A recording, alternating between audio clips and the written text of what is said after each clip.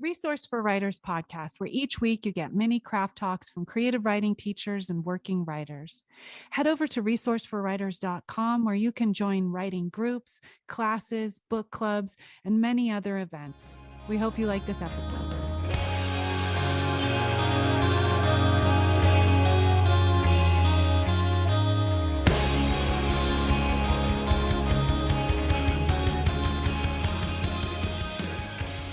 Hi, everyone. Welcome to this episode of the Resource for Writers podcast. I'm Roxan McDonald, and I'm here with my friend Desi Lenc.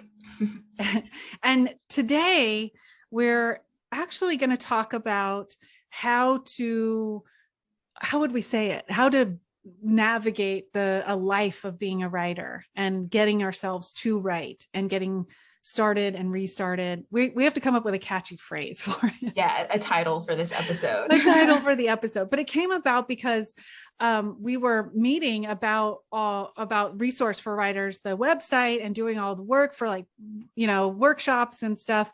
And it came up to where I was like, so much of the work that I do with people and so much that I struggle with and the times that I have to reach out are about how to juggle as much as we have to juggle in having a normal life, as well as having a creative life.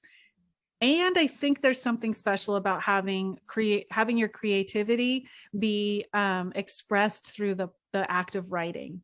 And I think it's been an issue all along, but I think as we have shifted culturally into a thing where a lot of us are on our computers all day long, and then our art is supposed to be done through a computer, and getting ourselves to have those both be separate and having it feel good when we're doing it is a journey all in itself.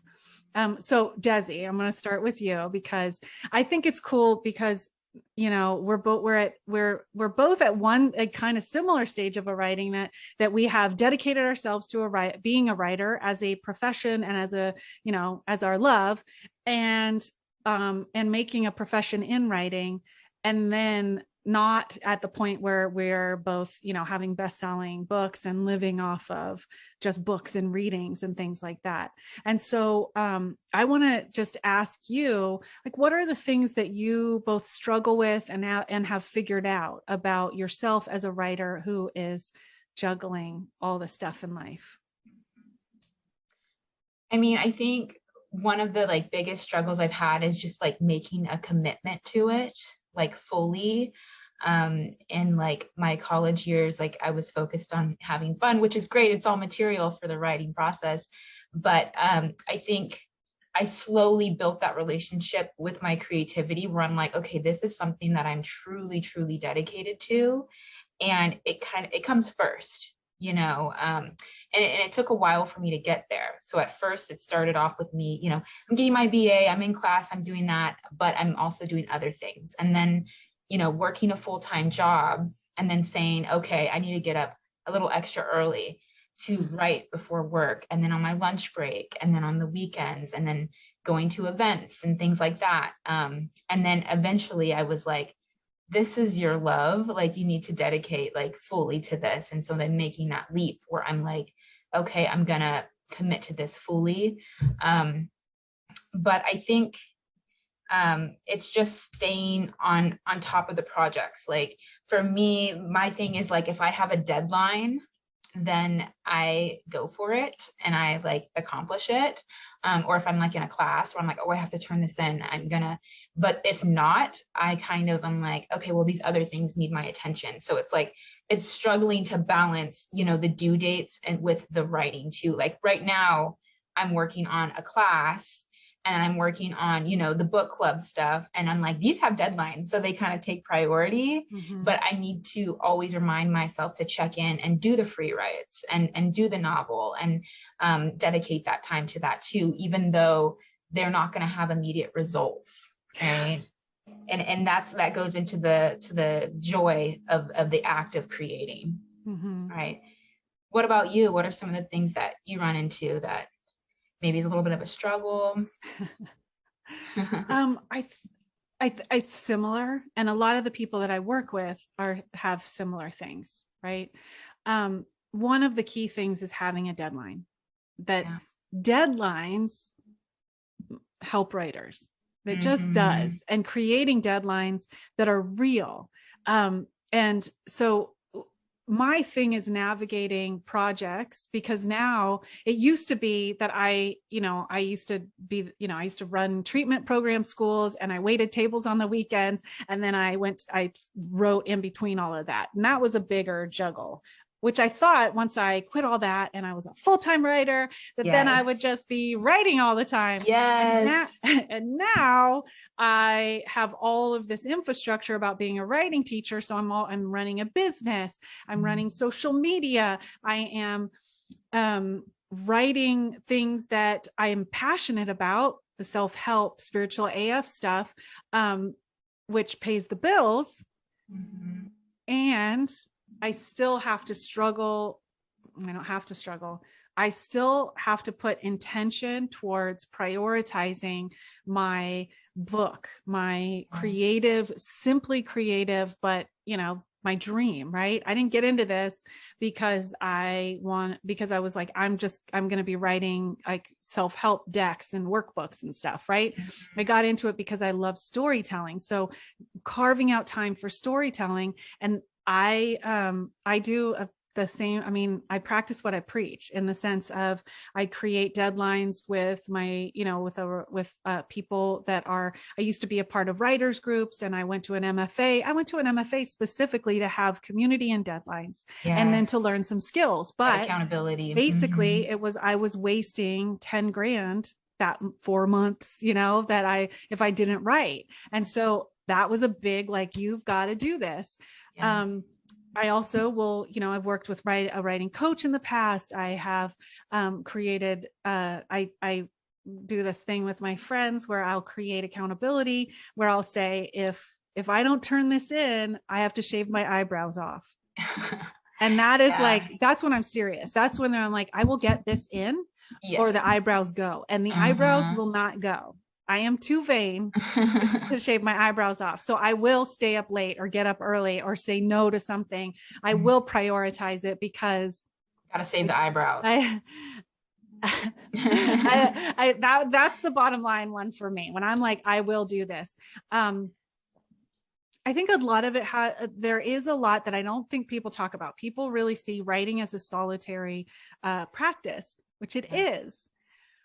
But having a writing life, having a long term, for many, many of us, we need a writing community. We need to be, I had it talked about being a literary citizen, and understanding that there's so much to being a literary citizen, which means that as a writer, us being literary citizens are having writer friends, having places where we support other writers, where we can get support about the emotional, structural, all that stuff about writing, as well as supporting writers by going to readings, and which is inspirational when you go to see them read. And I 100% agree with you. Like, getting into the writing community completely changed my life as a writer, because just finding my writing group, like through them, I found support. And then also, but I think like pretty much everything that I've done, like literary, has been because of them. Like the first time I ever got published in a magazine, it was because a woman from the writing group tagged me in a post that they were looking for writers. They were looking for stories. And she's like, you should go for this, And so I did, and I got it. And now I'm going to be teaching with them. Events, like just going into events and getting pulled into that life, and having a group of people that they're your friends, but then also people love to put on readings with groups. Right. So if lit crawl or what have you, if you're a part of a group, you can kind of, get in there. And just the support has been amazing. And just that feeling of community, you win, I win. Right. Because we're all, I know your struggle. I know what you've been going through. I know you've been working on this for so long. And so I think that community is so very important.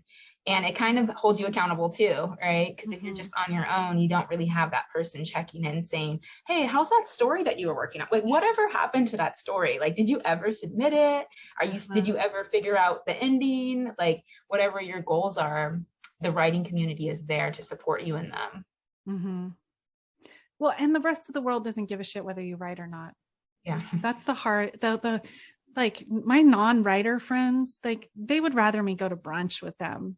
Yeah. they're not, they're like, Yes. and then they'll go, They don't understand. why is it taking you so long to write that book? And then you're like, well, maybe, you know. Yes. And it's a unique art form that only like other writers really get. Absolutely. Yeah. Absolutely. I think there's also the for me, when I shifted from this is something I do to a relationship that I have, my creativity was something I either was like, my creativity is either good or bad. And I either produced stuff I liked or didn't like. And I would do this thing because I had read and listened to things. I will state that it is,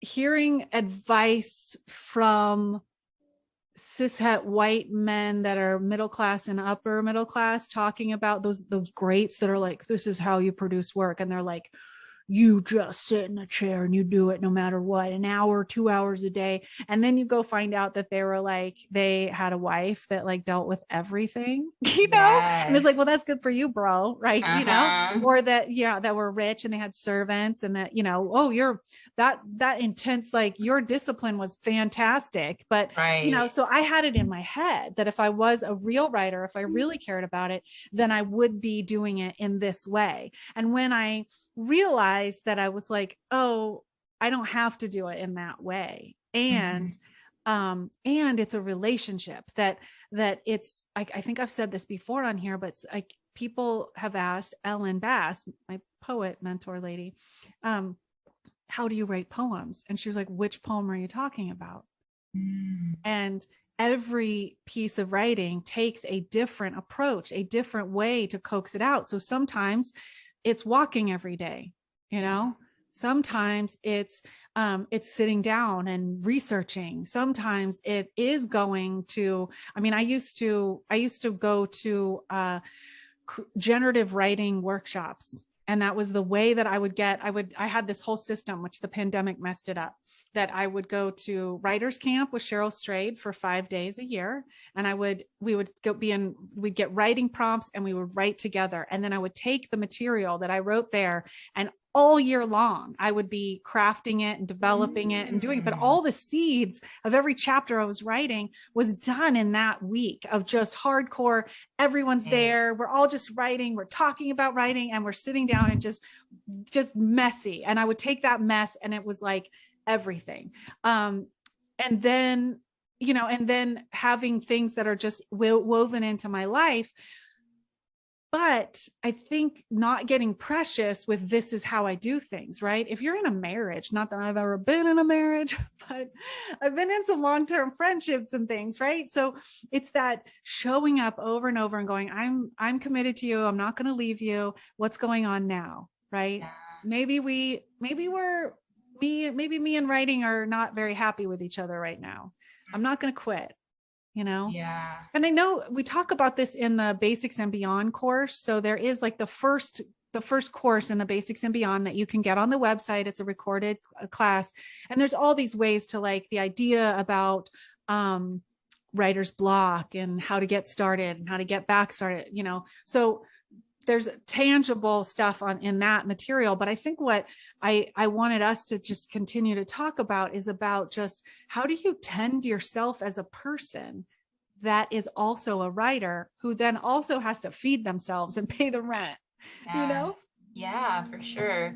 I know it's like, it's more than just being a writer. It's like, how do you sustain yourself? And like, if the lights aren't on, if you're not eating, like, it's really hard to be creative. Like, you're kind of in survival mode. So for me, I need that comfort. Like, I need to know that the bills are paid before I can be creative.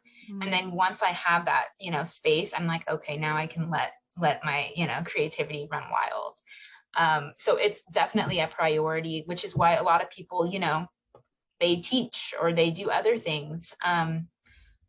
And I mean, I kind of want to get into, because I've had like every job imaginable.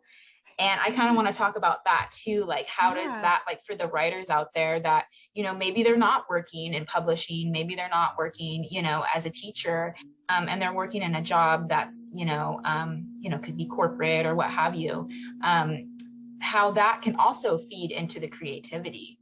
I remember in college, there was this kid, and he had worked in a corporate setting for a while.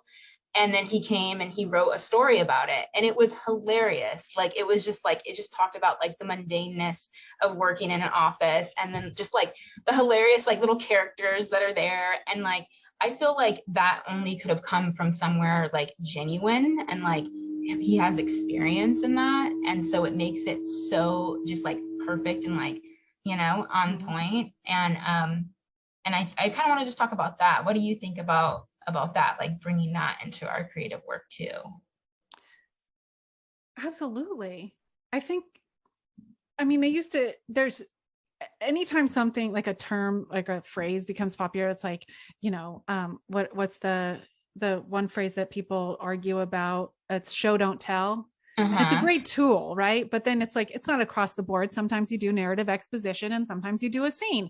Right. But that show, don't tell. The other thing is, now I lost my train of thought because I was trying to think of that one, and I'm trying to go back to mine. Write what you know. That's the one. People will be like, no, right? How do you know if you're going to write fiction? Right. But I think I know, and I know for people I've worked with, I've had writers who have just been so stuck, and then they're on this idea of like, this is what they're trying to force their creative self to write something that maybe they're stuck on, or that they're not processed through yet. And so then they stop writing, and then getting back to it is difficult. And just mining your life, you know, just going like, I used to not be able to write my memoir, but when I was, you know, so busy running schools, and then I would sit down and I go, I have to write this memoir, and I couldn't. And so then when I would just go, I'm just going to write what I did today. And then I delved into, this kid threw a chair across the room, and then we went out, and we stood by a redwood tree and we talked about it. And then it would just bring me back in. So I was mining my life, where I would write about the Greek restaurant I worked at, and I could just do a character sketch. I used to stop and write it on napkins, where I'd be like, Vasily did this today. And it would bring me back to that presence and that joy and that, that connection to why be a writer too.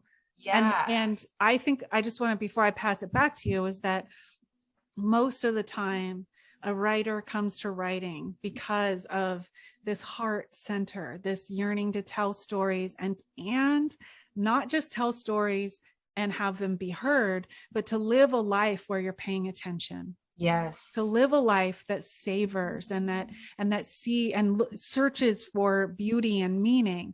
And so, I mean, that's why I teach like writing and mindfulness together, and writing and gratitude practice together, because it's not just that writers need personal development, stress management tools, because we're highly sensitive and reactive.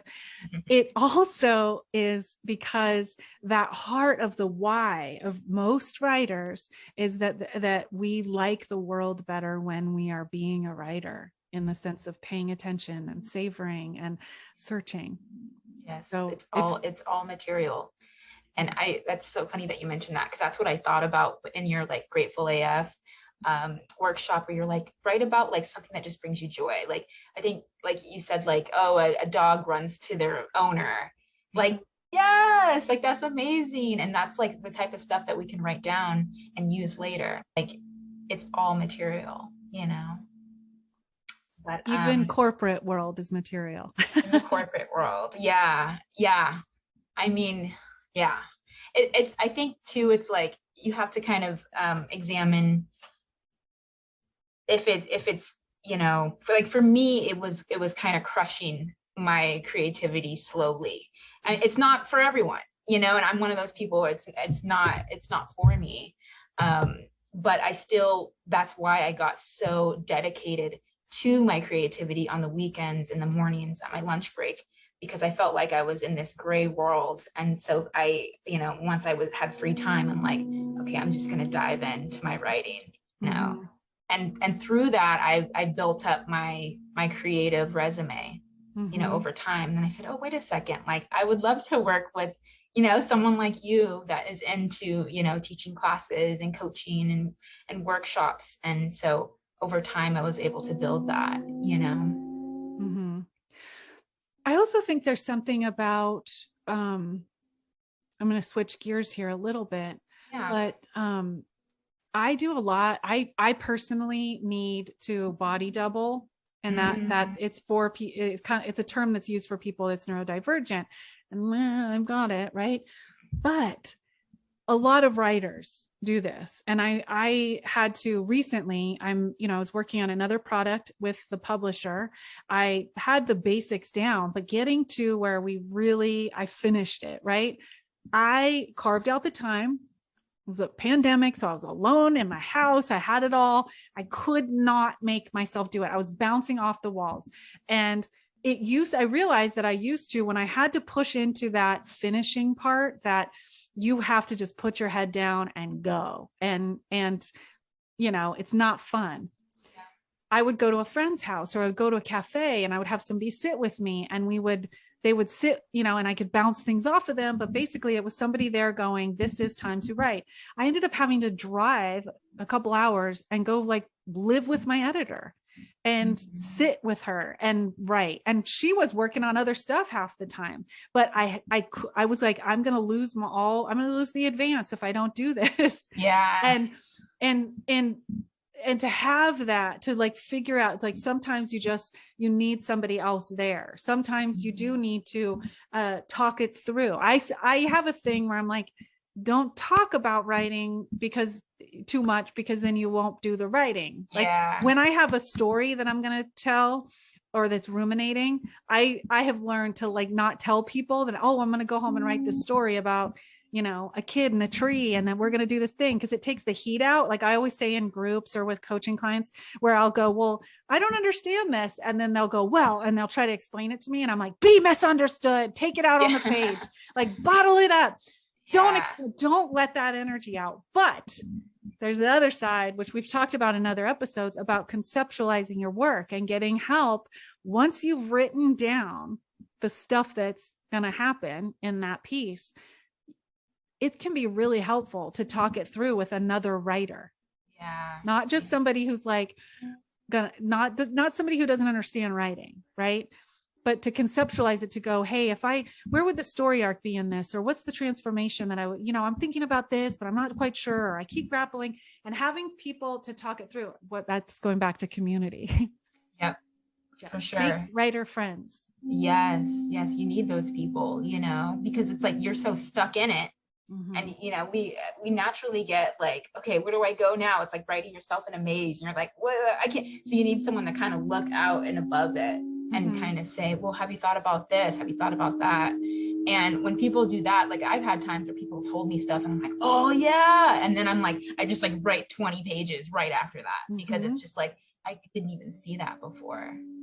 Yeah. You know, so it's so important. I've done coaching one part of what I do with coaching is sometimes what somebody needs is like, they'll give a piece of writing, and then I'd be like, oh, there needs to be a scene here, or like, why don't we explore this? And then we'll talk about it. And then we put on a timer and they write, and I just sit there or I look at their write. I'll give them more feedback, but I'm basically putting on a timer and go write that right now. And they're like, well, I haven't thought it through. I don't know. And I was like, no, just go do it. And one of the tips that I used to, go around asking writers, like, how do you do it? How do you do it?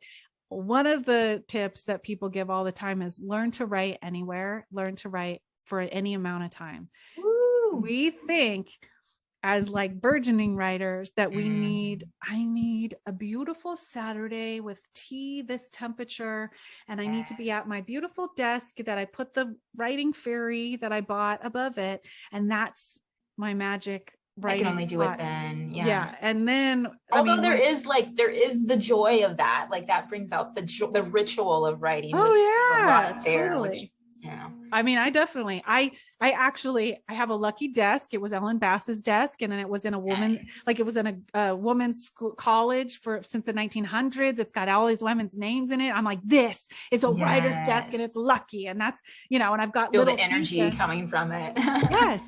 And I have my lucky pen. And I mean, I have two computers because I like my really old computer for, it's all that. But when I really was like, I have to finish my master's degree and get my thesis done, and I have to finish this publishing deal, and I had a life, I had to learn to sit in my car when I was waiting, because before I go into an appointment, for 15 minutes and open it up and just get 4 sentences out.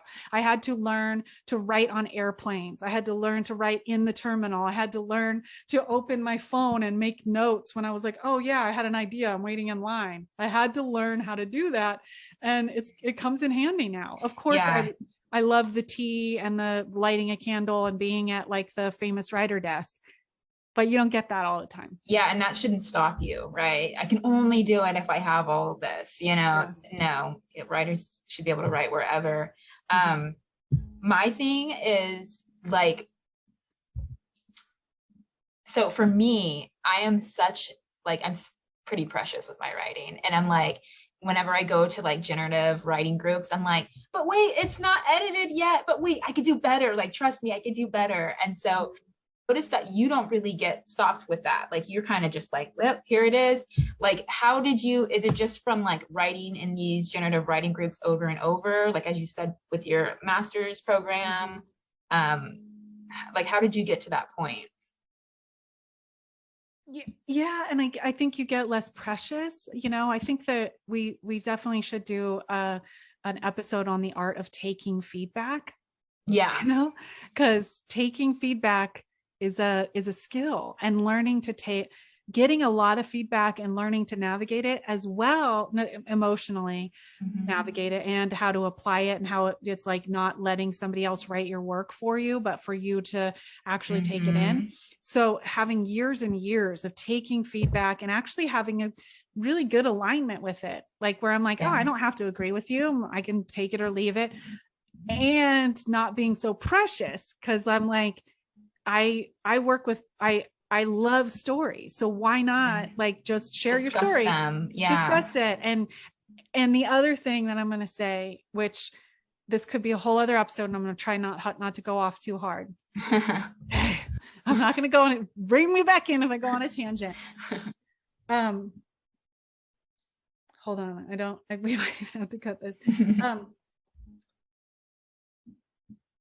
I think that, okay, one of my best skills, the reason why I'm good, I'm going to just put it out there to my own horn, is that I naturally love that people take risks and write. And like, I can naturally see the good parts, the like effective parts. And through being in a writer's group for a long period of time, honing the ability to see the potential as well as the like brilliance in the messiest writing.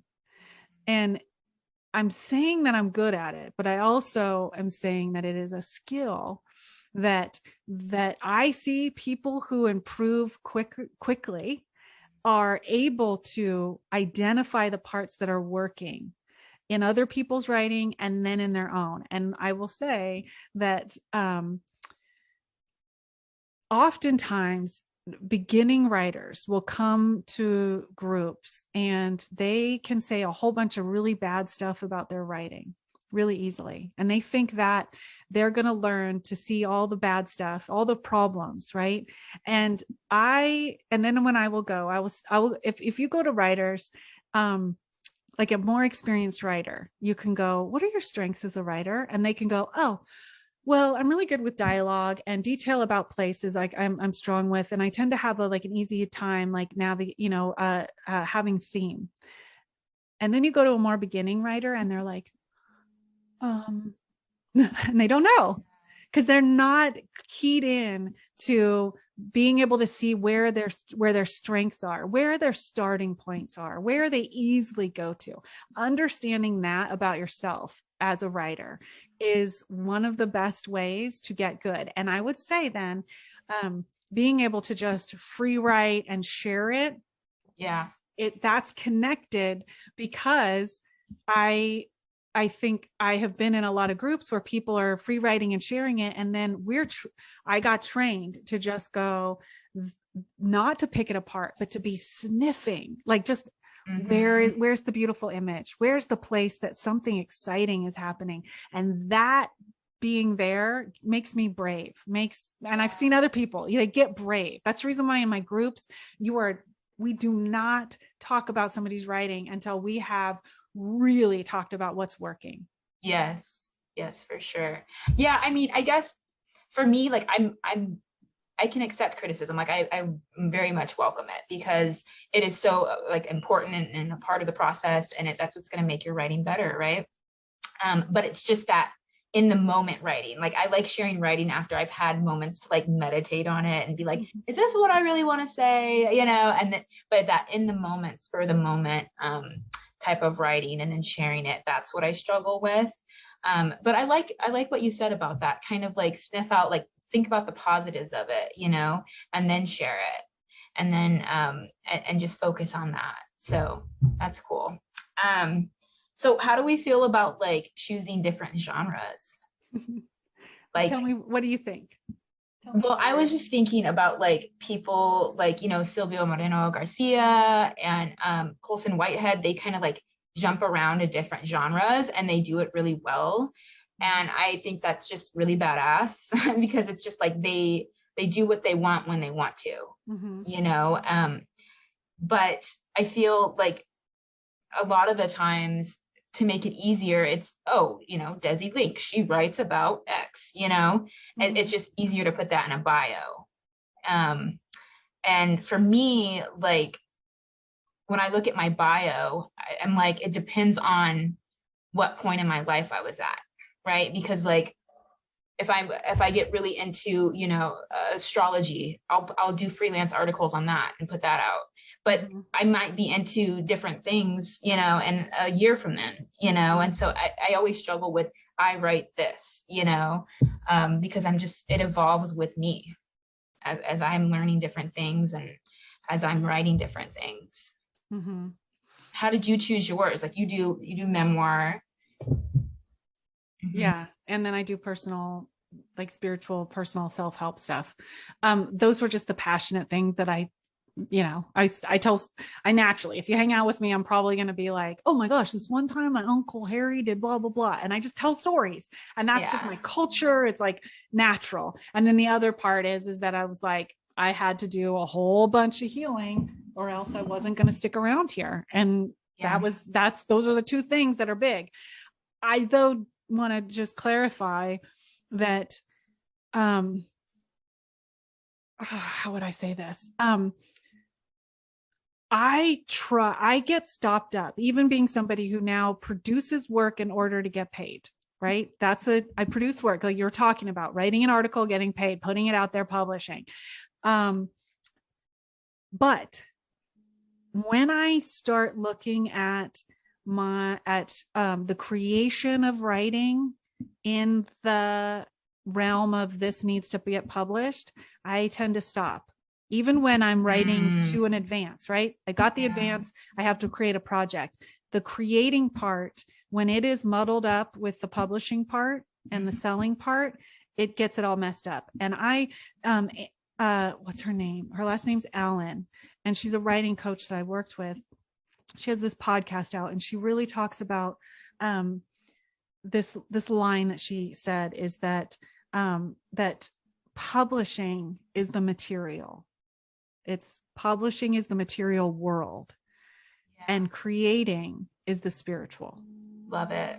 And so we try to push the material away so we can be in that spiritual place. And I'm doing quotes just to be, because you don't have to, it's not God. Not everyone has to be spiritual. Yeah. But it is that place of mess. It's not put in a box, it's messy. So that genre skipping, like I do this myself, and I was just working with a client yesterday where I write nonfiction, basically, right? And I'm not sure I will ever publish a fiction book, but I have a YA fantasy fiction that I work on, and I have this character that came to me 15 years ago that is so different than me. And I think I created a character who is like, he's 6'5". He's a big muscle guy. He played football. I don't like football.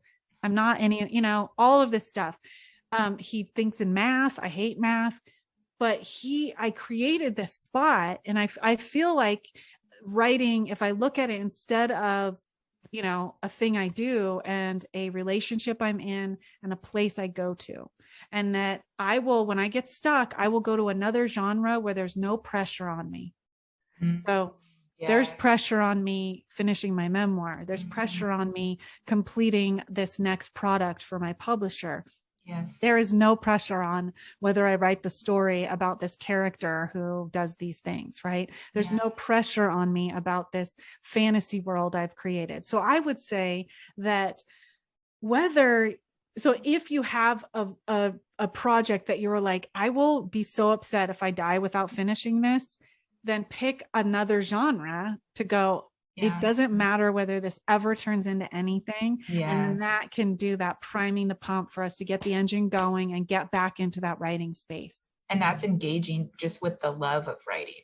Yeah. Without getting, muddled with the end result. Mm-hmm. So I don't know if I asked you this. Yeah, I know you asked me, but how has your relationship with your writing practice and that relationship that you mentioned with writing, how has that evolved over the years? Where is it at now? I mean, I've always been a writer. And so, and I have journals from when I was 8 years old. I have always been doing it.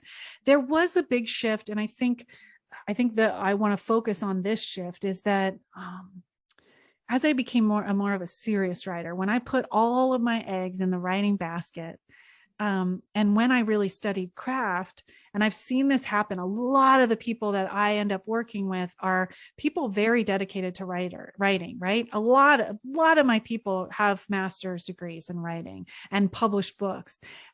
There is this stage. So in the beginning and for years and years, it was the love of my life, and it still is, right?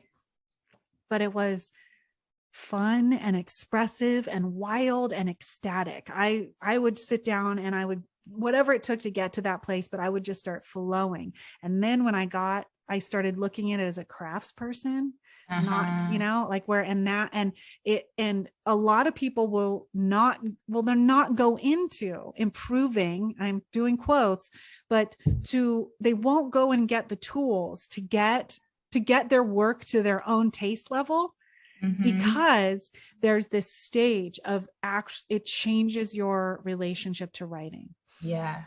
And there's a sadness to it because it no longer is this wild, free. It's the honeymoon is over. You have to kind of, you have to get I'm trying not to do sexual things, but that it's, it takes a little bit more. You kind of have to butter up, you kind of have to make sure that everything is it. And there is this consciousness where it will get a little bit brittle, and it's okay to have it be where you're sitting down to write and you're just like, I'm going to free write, I'm going to do it. But that it also feels a little bit more, contrived or technical. You get technical. And that stage, a lot of people I know, myself included, I finished my master's degree and I was like, I'm going to finish my book now. And then I was like, I can't write at all. Nothing is working. And I needed time. Every time I've finished a product, I am like, I don't ever want to talk about that again, or I sit down and I'm like every person I know is finishing a book is tired of the topic. They're tired of it, as well as it's hard to explain, but anyway, it just becomes a thing where you stick through it. You stick through that shifting. And it happened. And I want to just give another example because it happened to me dancing. and dancing is another love of my life. Right. And I had it, the two real types of dance that I like was super into was I was swing dancer, and then I taught Zumba. Totally outing myself. But those both started as free form. My body wants to be happy, and I needed it, right? For years, I went there to just have my body be happy. And then I wanted to get better. And then I wanted to teach. And I started breaking down what my body wants to be happy into, I have a goal. And it was the same trajectory. It was a period of time where all I could think about, instead of I feel the music and I'm going, it was the music's there. And I'm wondering, is my hand at a perfect 90-degree angle? Is my thumb in the right place? Is my posture this way? Or when I was started to teach Zumba, I was like, am I signaling on the right point? Am I doing this thing? And it took the joy out for a little bit. And it was a learning curve but then I'm just going to say, on both sides, sticking with it, getting to the other side, the joy of like now when I am like, I've got the skills. I talk about writing craft all day. So it's really hard to sit down and not automatically have the editor in my head where I'm going, no, that's not this. You got the theme, that thing. But getting to a place where I'm creating with those tools, and getting that surprise of like, wow, this is what I can do. And that joy is much more, but there's like years of brittle, hard, stick with it. Yeah. I think of it as in terms of like I'm thinking about my own novel. Like I'm in that fun, wild creativity. Like, let's see what happens. But once I get that first draft of the manuscript, that's when I want to, go in and have that craft mindset. How can I fine tune this so that my voice comes out, to the best of its ability and all that. So I think there's like a time and place for each of those. Yes. But what I thought I heard you say is that you're trying to figure out a way to have both of them at the same time, right? Well, it happens. It does happen. Yes. Okay. Yeah, it does happen. Yeah. It does. I'm at the stage now where, yes, I'm grappling with, I'm really, really busy, and I have you're in on it. I have 10,000 things up in the air, all these projects, right? And I'm trying to always to prioritize the project that doesn't have the external deadline. It has the internal. That's there. But I'm also at a stage where oh my gosh, I can't talk about writing without going off on other things, but I feel like I want to say this, and I'm not sure we've talked about this on the podcast yet. Do you know that question about what is good writing? How much of good writing, have we done this on here? How much of good writing is raw talent, and how much of it is discipline? We haven't talked about this yet. Just hard work. So how much is raw talent and how much is hard work? Like, that's a question that people ask at like writers conventions all the time. Yeah. And I lean more towards hard work and discipline. I believe that anyone could be a writer, but writers are they're very specific people. Like, not everyone wants to be a writer. So if you want to be a writer and you're willing to put in the dedication and discipline, you could be a writer, and like, I mean, even if you don't, you're a writer, you write, you're a writer. But, I think that the people that love writing so much, they're willing to put in that time and dedication into it. And then that's what makes them successful writers. What about you? What do you lean towards?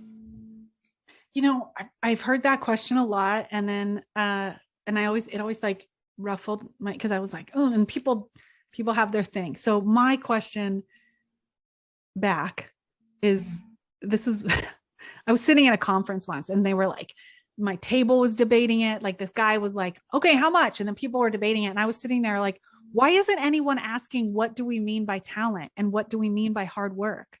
And to define those things.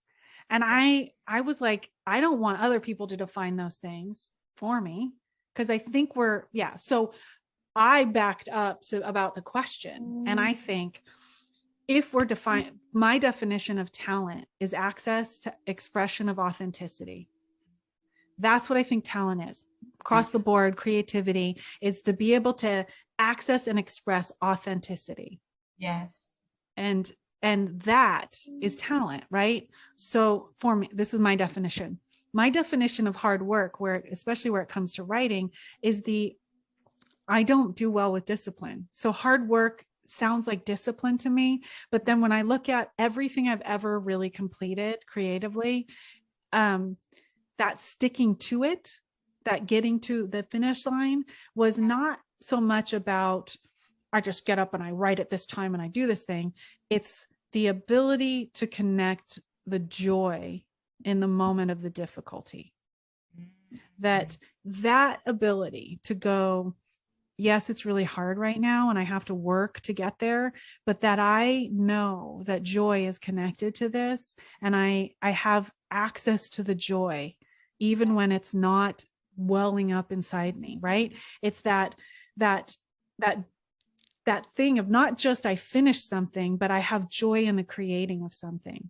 Yeah, and so when we're talking about how much is talent and how much is hard work, and when I work with people, right, so many people think, I'm going to pay this woman money, like I would pay a therapist to get me to sit in the chair and get it done. I want someone to yell at me, and I also want somebody to put me into shape about craft, right? They want me to go in there and rip them a new one. And my thing is not like that, right?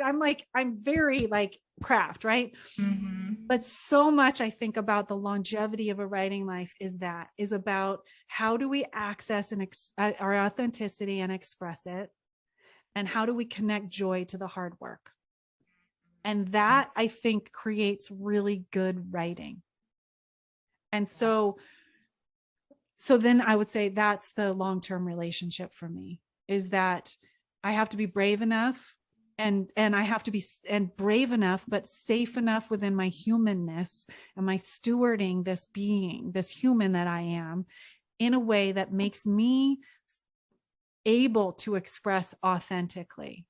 Yes. And also, am I consistently connected with joy? Can I be clear about what, and I think about that, why write, why do it, but also not just I have a point, I have something to say in the world, but that feeling of I wrote something. And that when I can like go, not even anybody else seeing it, but to just go like, I did it. I'm a part of this thing that I love. I wrote something. Yes. And so that, I think, is my answer. For sure. I mean, it's like, how do we define success, And there's people that were like famous writers, but they were really like hard on themselves, and they like drank a lot, and their health declined because of it and all that. And that's not success to me, but defining it, for one person, it may be self-publishing. Mm-hmm. For another person, it might be, going to a major publishing house. It's different for everyone. For some people, and I think you're one of these people where it's just like, I am connected with my authenticity and I wrote something, mm-hmm. I don't really care about the end result. I did this and mm-hmm. it's for me first mm-hmm. and foremost, so yeah, it kind of goes to that too. How do we define success as writers? It's going to be personal to each person. Yeah. I would say, though, if I give advice, is that putting your success on external validation of any mm-hmm. sort is a losing game. Yeah. And letting the world or anybody else define success for you is a recipe for just, Yeah. And so I think, I explicitly don't work with people. Like I say, I am not here. I'm not a publishing person, right? I help creatives create things. And my idea of success is not that you go out and you get a publishing deal.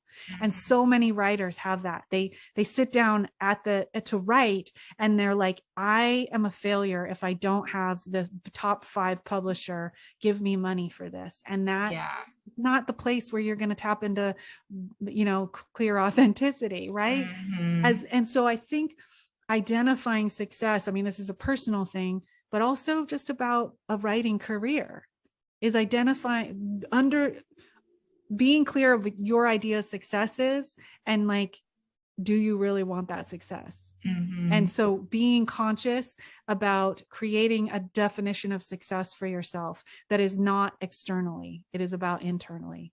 I have to come back to it all the time because I feel like a failure all the time.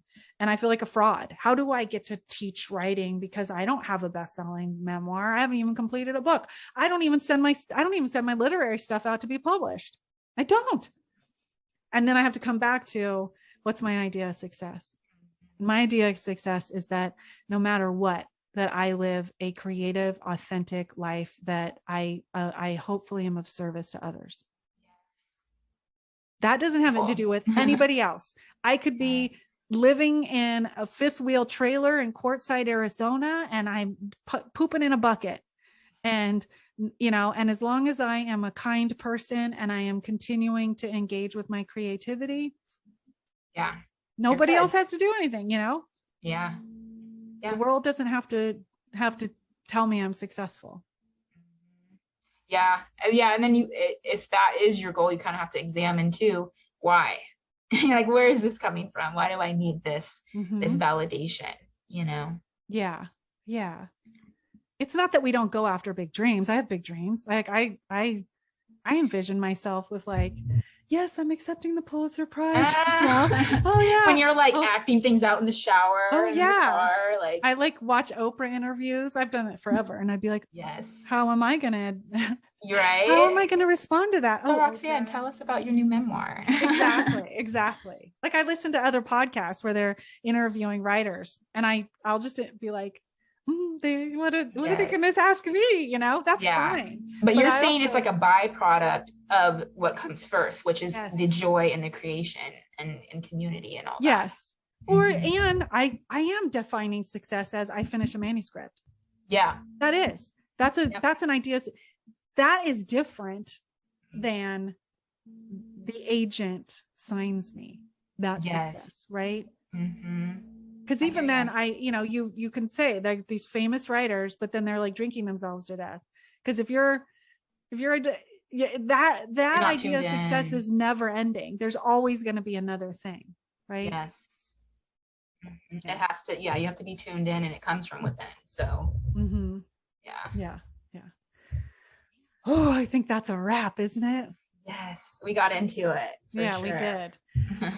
Okay, Desi, what are you doing? What are you? Yeah, so right now I am facilitating Beyond Borders Book Club. It is a book club for writers and you get weekly writing prompts. We meet twice a month and we discuss the book as well as, cultural context, information about the author.